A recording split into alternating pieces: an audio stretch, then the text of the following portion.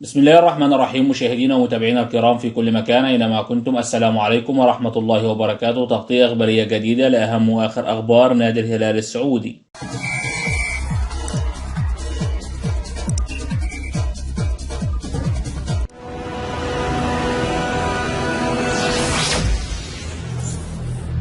يستمر الحديث بشأن إمكانية انتقال المصري محمد صلاح نجم ليفربول إلى دوري السعودي للمحترفين، خاصة وسط اهتمام شديد من ناديي الهلال والاتحاد بالحصول على خدمات اللاعب. وبحسب الصحفي الإيطالي الكبير رودي جاليتي، دخل نادي الهلال في المفاوضات من أجل ضم محمد صلاح في الصيف المقبل، فنادي الهلال قام بمخاطبة اللاعب عن طريق وكيله وبدأت المحادثات الأولية في الصفقة. كما أن نادي الاتحاد لم يتخلى عن فكرة ضم محمد صلاح في الصيف المقبل، ويخطط لإفساد مخطط نادي الهلال من خلال القيام بمحاولة جادة للغاية في الأسابيع المقبلة بالتفاوض مع اللاعب. وفي السياق ذاته يستمر الحديث بشأن مستقبل الشاب مصعب الجوير نجم نادي الهلال خلال سوق انتقالات يناير الحالي. وذكرت التقارير الأخيرة الواردة من داخل نادي الهلال أن نادي الهلال اتفق مع نادي الشباب على إعارة مصعب الجوير نجم الفريق الشاب خلال الميركاتو الحالي. فاللاعب كان تحت أنظار نادي الاتفاق خلال الفترة الماضية، ولكنه بات مؤكدا وصوله إلى نادي الشباب. ويعير نادي الهلال مصعب الجوير إلى نادي الشباب لمدة 6 أشهر فقط، أي حتى نهاية الموسم الحالي. وعن آخر استعدادات نادي الهلال لدعم صفوفه في الميركاتو الحالي، حيث أن كل الأنباء الواردة مؤخرا تؤكد استقرار إدارة نادي الهلال بالاتفاق مع مدرب الفريق خيسوس بالتعاقد مع ظهير أيسر أجنبي. وفي مفاجأة كبرى تشير التقارير الإسبانية إلى أن الفرنسي فيرلان مندي نجم نادي ريال مدريد الإسباني قادم لدعم صفوف الفريق الأول لكرة القدم بنادي الهلال في مركز الظهير الأيسر. فتشير التقارير الإسبانية إلى أن اللاعب تحرك متجها إلى المملكة العربية السعودية قبل الإعلان الرسمي عن الصفقة. ويغيب مندي عن اختيارات المدرب الإيطالي كارلو أنشيلوتي مدرب نادي ريال مدريد منذ بداية الموسم الحالي. وفي نهاية هذا الفيديو لا تنسى عزيزي المشاهد دعمنا بلايك وشير للفيديو، وشكرا والسلام عليكم ورحمة الله وبركاته.